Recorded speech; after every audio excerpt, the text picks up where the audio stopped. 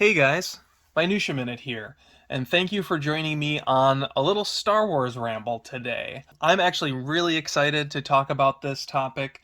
I've been wanting to do this video for a while, and I've been kind of getting all my ducks in a row so that I was ready to actually dig into it with you guys. Because today, we're going to dig into Star Wars The High Republic.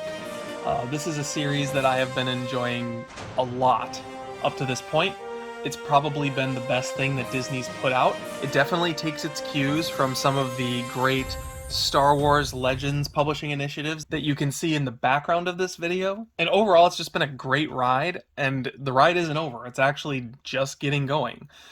So this video is going to cover basically the first half of what is considered the High Republic Phase 1. The way the High Republic works is it's getting released in waves. There have been 3 waves so far, all of which make up the first phase. We're going to be entering the next phase, which takes place basically 100 years before all the material I'm going to be showing today. And by the time you're done watching this video, you'll hopefully come away with a better understanding of the series, how everything fits together, and how the stuff you guys are reading fits into the bigger Star Wars universe. The audience for this video is mainly intended for comic book fans in general that are buying Star Wars comics right now.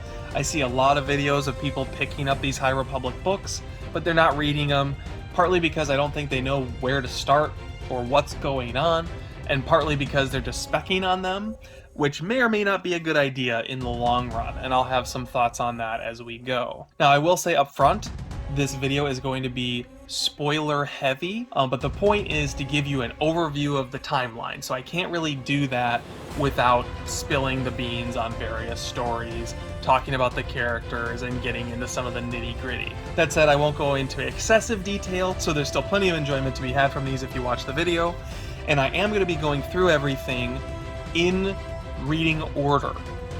It may not be exactly chronological order, but it's the order that I would recommend you read the stuff in. So as you're going through the video, hopefully it'll give you guys a sense of where the stuff you have fits into the timeline, if there's any extra stuff you want to pick up, what to get, and when to read it. At the end of the video, I'll just wrap up my thoughts on the series as a whole, and I will be back in the not too distant future with the second part of this video, where I'll talk about the second half of the first phase. So kicking things off, as you can see, is Star Wars Insider. The reason we're starting here is this is actually the very first appearance of Star Wars The High Republic.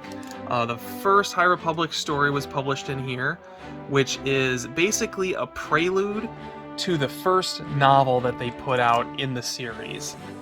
The story itself follows Pika and Joss, who are 2 mechanics working on this space station right here, the Starlight Beacon. They're getting ready for its inauguration, and basically the story centers around them making last-minute tweaks to the station to make sure everything is operational as planned. Now, Starlight Beacon is a central location in Star Wars The High Republic. It's basically like a frontier town on the edges of deep space, what we would consider the Outer Rim territories.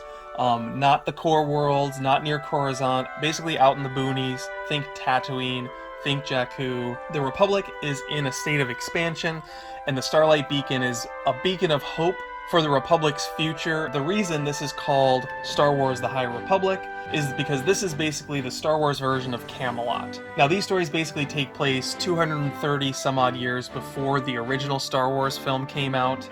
And we've seen stories set in the distant past before, but what makes this different from anything we saw in Legends and anything we've seen in the Disney timeline up to this point is that this is set when the Republic is at its absolute peak, it's functioning correctly, there's an incredible sense of community throughout the galaxy, and everyone is prospering, which is quite different from things like Tales of the Jedi. Stories like Tales of the Jedi gave us a very ancient picture of what the Republic and the Jedi were like, very disconnected with the movies. Now, as I said, this short story is basically just the prologue to the first book, which is Light of the Jedi by Charles Soule. Now, those of you guys who are comic book fans you'll know Charles Soule does a ton of great Star Wars comics and also is just a great comic book writer in general. So basically, the way this book opens is with a great disaster. And basically what happens is two ships nearly collide while in hyperspace, and one of the ships breaks apart.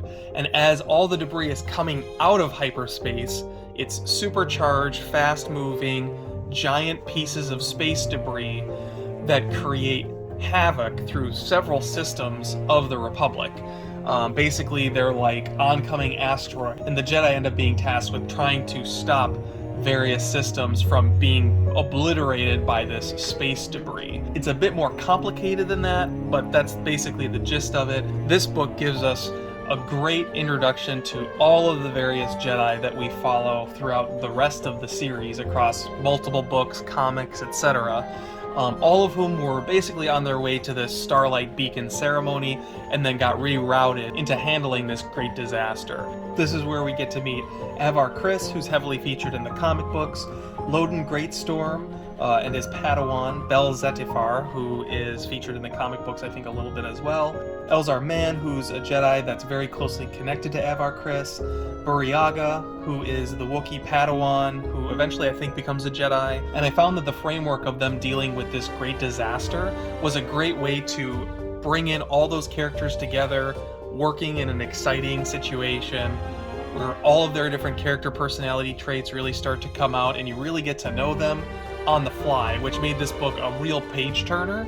The first third of the book basically deals with the great disaster, and you'll find as we go through more of the adult novels that generally the adult novels center on some kind of major singular event. The other thing that this book does really well is setting up the idea of the High Republic. You get to meet Lina Soh, who is the Chancellor of the Republic at this time, and you really get to see the governmental structure and everything working in tandem, which helps you understand how the galaxy is set up and how things really work. Now, every great Star Wars story has a great villain, and the High Republic series is no exception. The main villains thus far for the High Republic are the Nihil. And the Nihil are basically like punk rock space pirates, if I were to kind of sum it up. And they organize themselves based on like storm terminology. So there is the Eye of the Nihil, who is the head figure, Marchion Ro, who's sort of the Emperor or Darth Vader of it all. And then under him are three Tempest Runners. And the Tempest Runners are basically his three main commanders. They each run a third of the fleet. And then within that, there are storms and so on and so forth into smaller and smaller hierarchies. And basically they have a pretty elaborate pirate code in how they divvy up their loot, and they're very much encouraged to do whatever they want, whenever they want, as long as the loot is split into three ways: a third to the Tempest Runner, a third to the people under the Tempest Runner, and then a third to Marchion Ro, who provides them with special hyperspace routes that allows them to be able to move around systems undetected, giving them the element of surprise. And you find out throughout the course of the book that Marchion Ro actually doesn't have a special computer. He's actually using an old woman who's force sensitive. She's attuned to hyperspace, and she's able to basically pull these paths out of her mind and feed them to Marchion Ro. And he's basically got this person on life support. She was kidnapped like 100 years before the book takes place and is basically an heirloom from Marchion Ro's father down to him. And all of his real power is actually derived from this near-dead slave. Now, after the Jedi handle the great disaster, they find out that the collision that almost occurred in hyperspace was with a Nihil ship, which was using one of these weird paths, which is why the accident happened in the first place. The Jedi vow to bring down the Nihil, and it all leads to a big confrontation between the Jedi and the Nihil, in which a whole section of the Nihil are destroyed, but at great cost to the Jedi. Now, if you're interested in digging into the High Republic, but you mainly want to focus on the comics, I would still strongly consider reading this book because it does so much to introduce all the different characters, the world that you're living in. Reading this book alone is going to provide a ton of context to anything else you read that has to do with the High Republic, at least in terms of Phase 1. Now, after reading Light of the Jedi, you'll want to go back to Star Wars Insider for the next short story, which is in issue 200. And basically this functions as an epilogue to Light of the Jedi. Once again, we find ourselves following Joss and Pika, but this time for the big celebration in which Starlight Beacon is brought online and things are looking bright for the Republic in the Outer Rim. Now you may be asking right now, do you need to hop in and grab Star Wars Insider in order to know what's going on in the short stories that are set during the High Republic time period? The characters in this short story, Go Together Part 1 and 2, are featured in the main novel. I will say, this is totally supplemental. You certainly wouldn't have felt like any content was missing, except for the fact that I just told you. Alright, next up on the reading list is going to be Into the Dark and A Test of Courage. Now, as I stated before, the High Republic is released in waves. And the way the waves are generally structured is you'll get an adult novel. In this case, it's Light of the Jedi. And it's going to focus on a pivotal historical moment during the High Republic era. In this case, it's the Great Disaster. And then you're going to get a young adult novel, and you're going to get a junior novel. And these are going to in some way tie into that main historical moment. So kicking things off, we'll look at Into the Dark. We have a Jedi Padawan named Reath Silas, who is one of our two main characters in the book, and he's the Jedi apprentice of Jorah Malley, who is a Jedi Master who was supposed to go to Starlight Beacon and ended up dying during the Great Disaster. Now, if you're reading the comic books, you'll know Avar Kriss is in charge of Starlight Beacon, and that's why. Jorah Malley was supposed to run it. When she died in the aftermath of the Great Disaster, Avar Kriss was selected to take over. When this novel opens, Reath Silas is en route to join Jorah Malley. He's contracted a ship on Coruscant to get him there.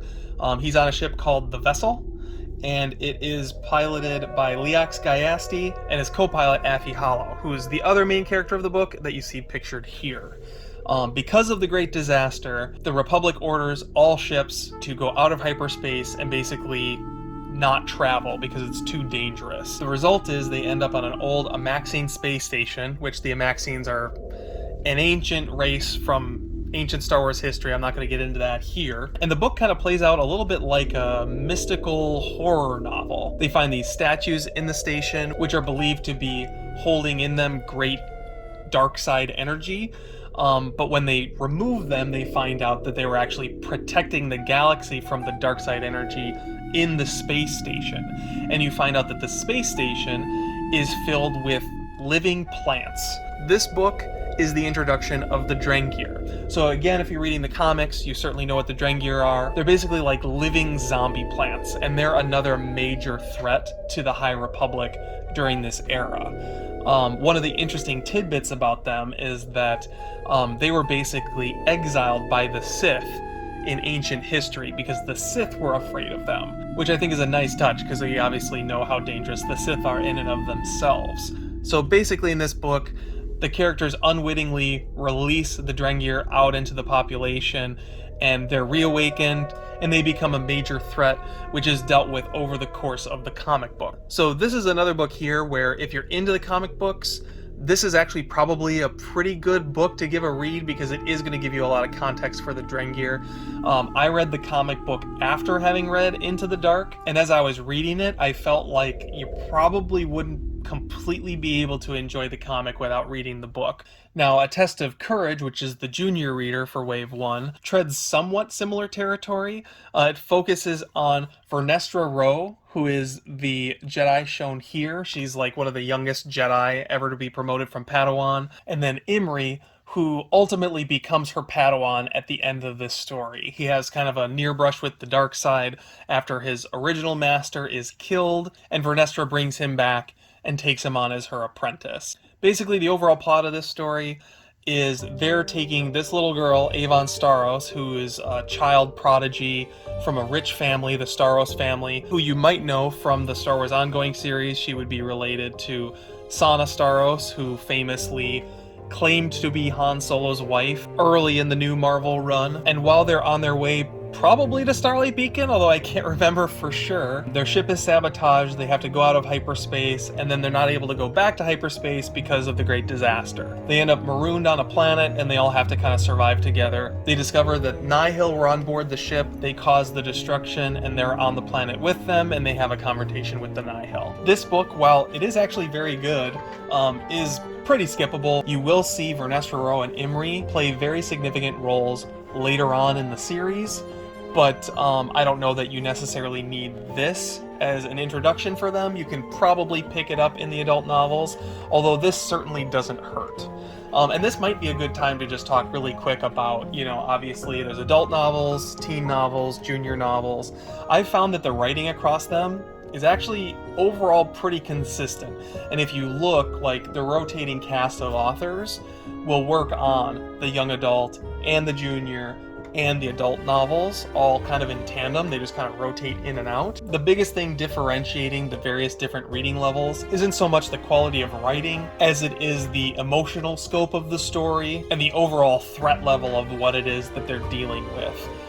You deal with a lot of teen angst in the teen books, you deal with a lot of coming of age type stuff in the kids' books, and then the adult books is where it gets really epic and really high stakes. And I'll just take a quick second to show you guys, there is actually a little bit of art on the inside of these kids' books that you can take a look at, which I'll save you the price of admission and just show it to you here. So here we have Vernestra Rwoh sealing off the breach in their ship after it's sabotaged.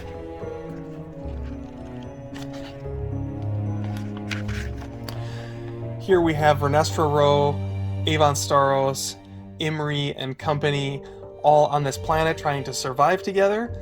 You can see Vernestra Rwoh's lightsaber turns into a light whip, which I think is one of the lamest things ever, but so it goes.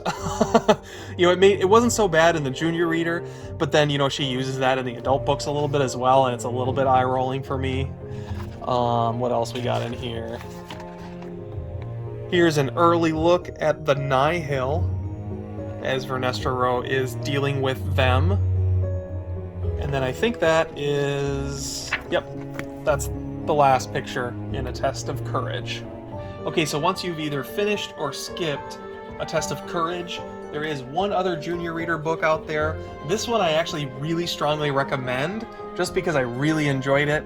And it's Star Wars The High Republic Adventures Volume 1. Now this is a book that actually really snuck up on me. I was not expecting a lot from this when I broke into it, and the first thing that struck me about it was the artwork.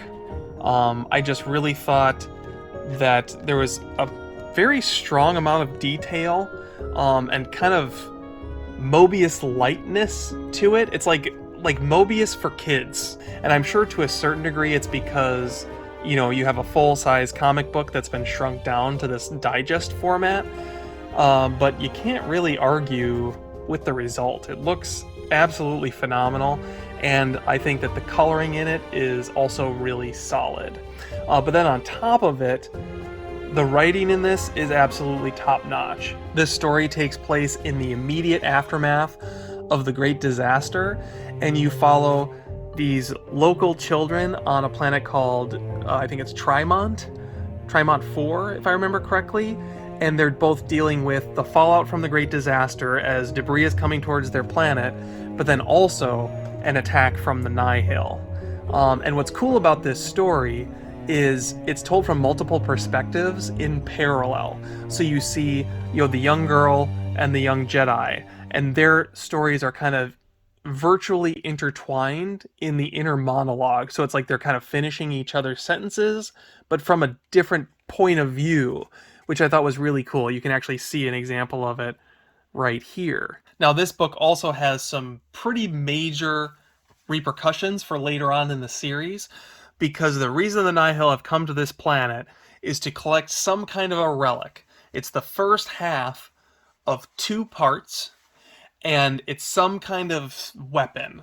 Marchion Ro has come to the planet personally to collect this weapon. And we don't know what the weapon is, only that it's ancient, and that Marchion Ro wants it for his war against the Republic. Alright, so next up we're going to go back to Star Wars Insider for a couple of short stories. So in issues 201 And 202, we get a two-part short story called First Duty, which follows a character named Velko something, can't remember her last name, but basically she is chief of security at Starlight Beacon. So now we're getting into really the aftermath of Wave 1, starting to lead into the beginning of Wave 2. Starlight Beacon is operational, you have a lot of different species interacting, sometimes for the first time, sometimes they're mortal enemies, and the next few insider stories follows Velko as she's dealing with those types of situations. If you're someone who really likes Babylon 5, these short stories are kind of a nice nod to that.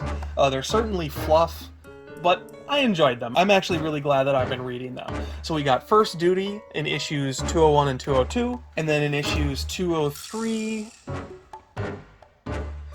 and 204, we get another adventure with Velko called Hidden Danger. And again, these short stories really just give you little slices of life on Starlight Beacon from the perspective of the Chief of Security. It's kind of cool because you get to see various characters from the books and the comics pop in and out, make little cameo appearances and things like that. So certainly a fun little addition to the mythos. Okay, so as we continue through Wave 1, here's where I would place the majority of the comic books that have been put out during this period. So first up, we'll take a look at The Monster of Temple Peak. This is a 4-issue series that centers around a former Jedi named Ty Yorick, who's pictured here, and she's basically on a planet protecting a group of villagers who need her to kill a monster on top of a mountain. And throughout the course of the book, you find out that there's more to this plot than meets the eye, and maybe the settlers aren't all they cracked up to be.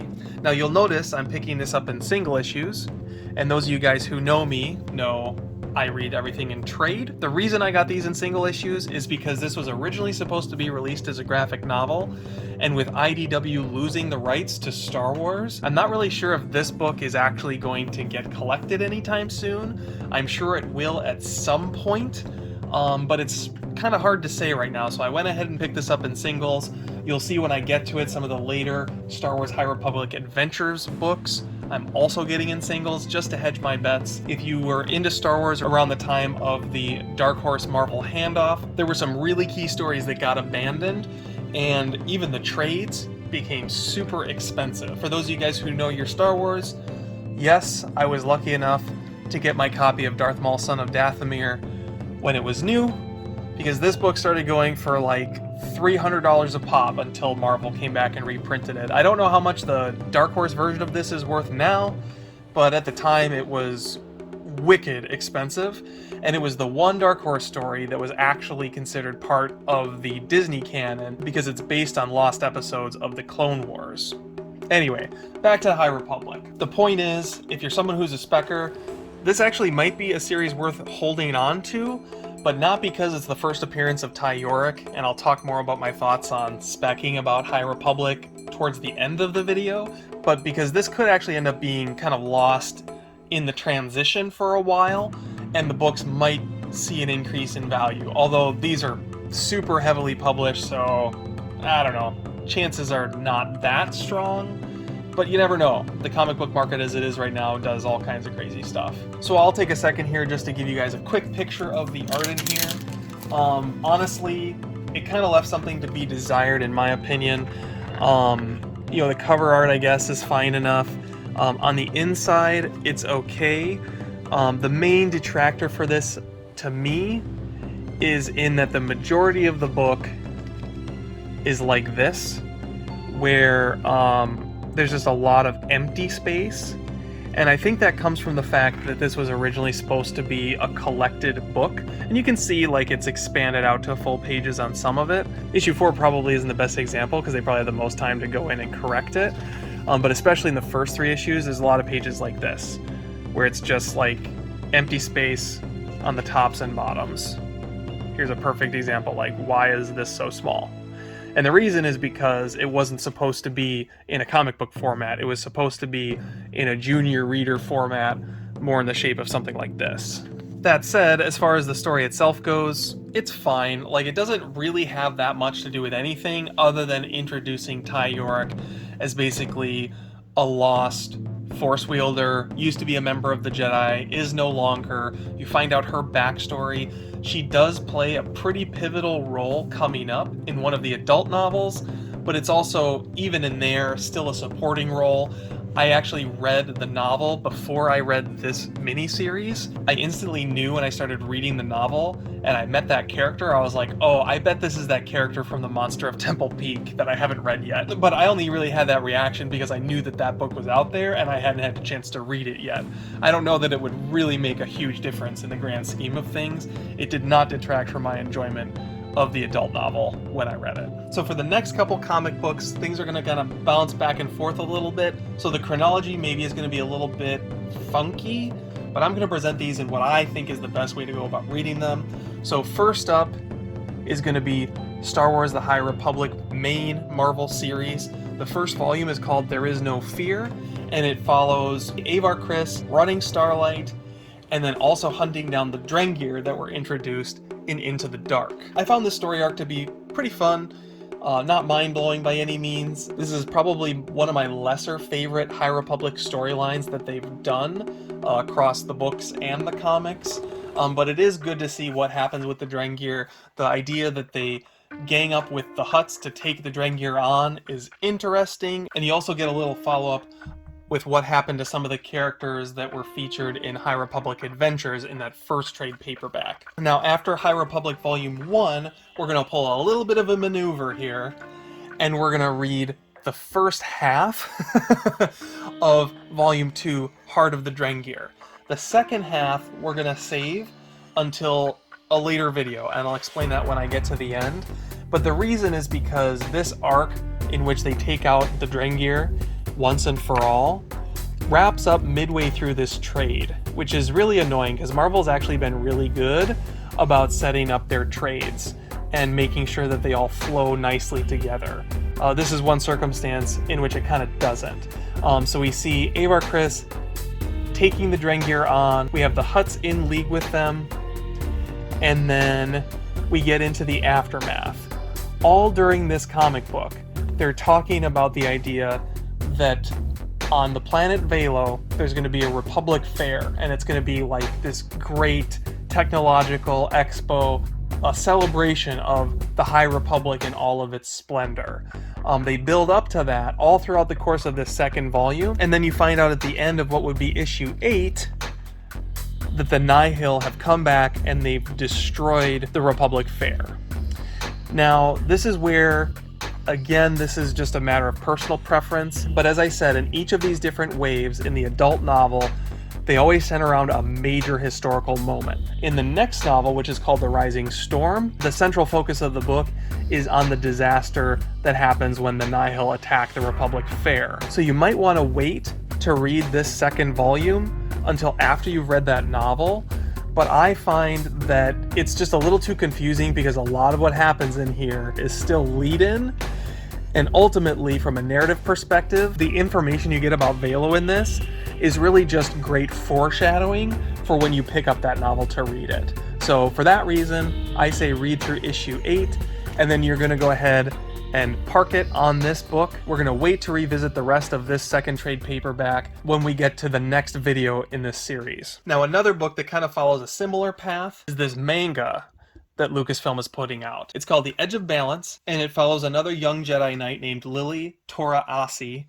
and her master Arkov. They go to the planet Banshee, and basically they have an encounter with the Drengir. Now, at the end of the 8 issues of the Marvel High Republic series, Avar Kriss defeats the Drengir kind of finally for good. It's up to you if you want to read it before or after the Marvel comic book series. I decided to place it after because there is also a lot of talk in this about the upcoming Republic Fair. I don't think it actually spoils that the fair has been destroyed by the Nihil, but it does work as some additional background information, kind of layering in before you get into the Rising Storm adult novel, which we'll look at next. This is a book that I actually enjoyed quite a bit. It wasn't super memorable. Like, as I'm looking back on it, I really don't remember a ton of the specifics other than this Jedi and her dealing with the Drengir on this planet. I really won't be able to tell you how much it stuck with me until I get Volume 2, which is out digitally but not out in paperback until like May or something like that. At that point, I'll put the two together and be able to give you guys a little bit more clear opinion of what I thought of this Edge of Balance series. It's just a little too early to give a final judgment. If you're not into manga artwork, this certainly isn't something that's going to appeal to you. I'm not huge on it, but it didn't bother me, and I was excited to be able to revisit the Drengir because I felt like they were kind of gone too early in the story. I thought that they were going to be bigger villains and longer lasting, so it was nice to have them front and center again. Okay, so then that brings us to the beginning of the second wave of books for the High Republic. We kick things off with The Rising Storm, which centers all around this Republic Fair on Velo. A large portion of the book is centered around the build-up to the fair and the Nihil building up to attacking the fair. A large section of this book is dedicated to Marchion Ro and his quest to find the second half of a mysterious relic from ancient history. Now, if you haven't read Star Wars The High Republic Adventures from IDW, you would have kind of no context for this, and I was actually really surprised it was such a major plot point in the main core book, having only been teased in, junior reader comic books up to this point. Now, I've already talked about what happens at the fair. You have a lot of the familiar Jedi Knights that were featured in Light of the Jedi and various other books all coming together on Velo. The difference between this and Light of the Jedi is they're not really being proactive here. They're very much on their heels because the Nihil come out of nowhere and attack everybody. The end of this book sees the beginning of Operation Counter-Strike, or whatever they called it, on which basically the Republic is going to take the war to the Nihil. We see another major portion of the Nihil ships get decimated. It kind of reminds me of the problem in Star Wars The Last Jedi, where it just seems like there's no Imperials left, and there are no Rebels left either, because everyone's been destroyed like twice already. But sure enough, the Nihil find a way to come back. Marchion Ro is equipped with this ancient weapon midway through this novel, and so you get a first impression of what that weapon can actually do, but it's going to play a much bigger part in the next adult novel, which we're going to end up covering in the next video. For this video, I'm going to go ahead and start wrapping things up. The only other book I'm going to talk about is Race to Crashpoint Tower, which is the next junior novel. This one ties directly into the battle at the fair. This book follows Jedi Padawan Ram Jaram, or something like that. I always get his name wrong. It's this dude right here. But basically, they find out while they're on the planet Velo that for some reason, the communications tower has gone down. And it's them investigating it. Of course, while this happens, the Nihil attack the planet, and it's up to them to bring the communications tower back online. So this book actually has a pretty big part to play in the grand scheme of what happened at the Republic Fair on Velo that you see in Rising Storm. The books actually intertwine quite a bit. So of the two junior readers we've looked at today, this is the one I would probably recommend reading the most. And I'll quick take a glance through the artwork in here for you guys if you want to see. Once again, we get sort of 3 art panels in this book. The first one, we have his first encounter with the Nihil, making a quick getaway on a droid that can fly, or is re-equipped to fly. Here's our second panel, where they're attacked by monsters that have been let out by the Nihil. These were originally on display at the fair, and they get out Jurassic Park style. And then finally, last panel, we have the final holdout when they're trying to get communications back online and they're being attacked on their way to do so. And that is Race to Crashpoint Tower, which is where we're going to leave things for the day.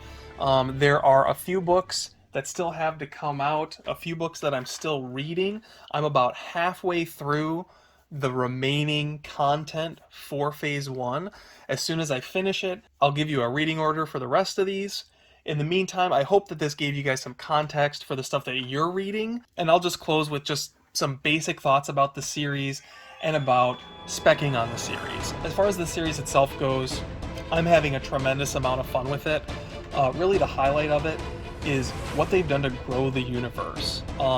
They introduce new Jedi all throughout these books, but they also never leave any of the other ones behind. They just keep growing this massive cast of characters, and it's cool to see. You get to see Padawans become Jedi, Padawans get taken on by new Jedi, and it really feels like you're immersed in this sort of massive Jedi family, which is really cool. Another thing I really like about the series is that, Disney's really taken the time to build a story that feels like it has stakes, that completely exists outside of, a film or a TV show. It just kind of stands on its own, and at the same time is covering a period in Star Wars lore that we've never covered before. We've covered ancient Republic lore, and we've covered the quote-unquote more modern, contemporary to the movies Republic and New Republic, but we've never covered this High Republic era. This is truly a new concept, and definitely the most original thing that Disney's kind of put out there. Now, if you only want to read parts of this series, I wouldn't really recommend just reading the adult novels or just reading the comic books.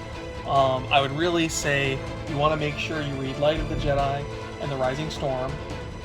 You really want to read High Republic Adventures Volume 1 and Into the Dark alongside the main Marvel comic book series. My biggest criticism really comes from the fact that it feels a little bit soap opera-y at times because it is so coordinated. You get these little incremental leaps in the story, and you often find yourself having to read a whole bunch of random different content that doesn't all appeal to like one age group, for example, in order to get the whole story that you want to have told. If there's only particular characters you're interested in, generally, as authors cycle from adult novel to junior novel to teen novel, they bring their characters with them.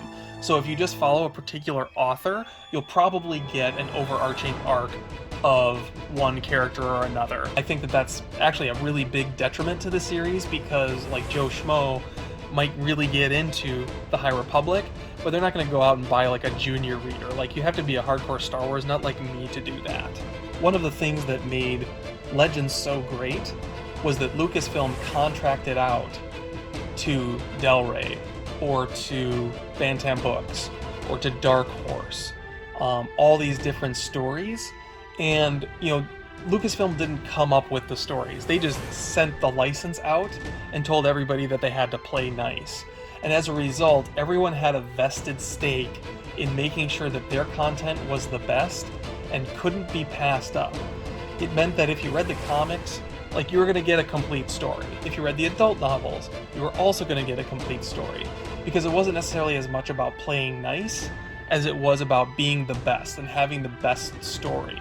It accelerated innovation across the Star Wars line, and also made sure that no matter what book you picked up, it was going to give you something semi-complete. Whereas here, it's all Disney. It's published by Disney, it's run by Disney, it's run by the Story Group. Obviously, the adult novels are done by Del Rey, but other than that, like, Disney directly publishes a lot of it. Or Marvel does, which is a subsidiary of Disney. So, like, it's just much more coordinated, which is both to its benefit, but also in a way to its detriment. Because there's no one really competing with themselves.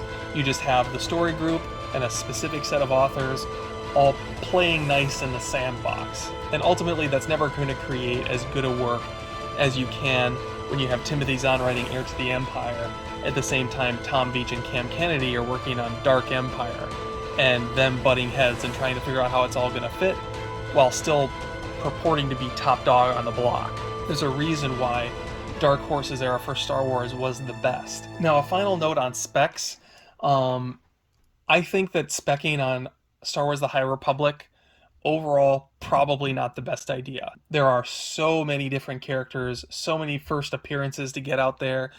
The fact of the matter is, though, like, the true first appearance for The High Republic is not in a comic book. It's in Star Wars Insider. And if you go online and look up this magazine, like, it's not super cheap anymore. And if you look for the subscriber cover that has High Republic on the cover, that book is ridiculous. I think, there are some heavy hitters like Avar Kriss who probably will make the crossover if they do TV shows, or if the Star Wars Eclipse video game that's coming out is set in this specific time in the High Republic era. But a lot of the random Jedi like Bel Zetifar, I don't think are going to play a major role in a TV show or in a video game, because all of these characters are sort of similarly well drawn and championed by their various creators within the High Republic creative team. And I have no doubt that while we might get, a background appearance of someone like Bel Zetifar, they're not going to be a major character in a TV show or in a movie or in a video game. I'm sure that the creatives on those projects are going to come up with their own characters that will be highlighted. And unless you're like a major celebrity character like the Jedi running Starlight Beacon, or Lina So, the Chancellor of the Republic, chances are you probably won't see them at all, or very minimally. The one exception to that, in my mind, is probably Burryaga, just because the idea of a Wookiee Jedi is unique from a Star Wars lore standpoint, and also just like, two buzzwords for one.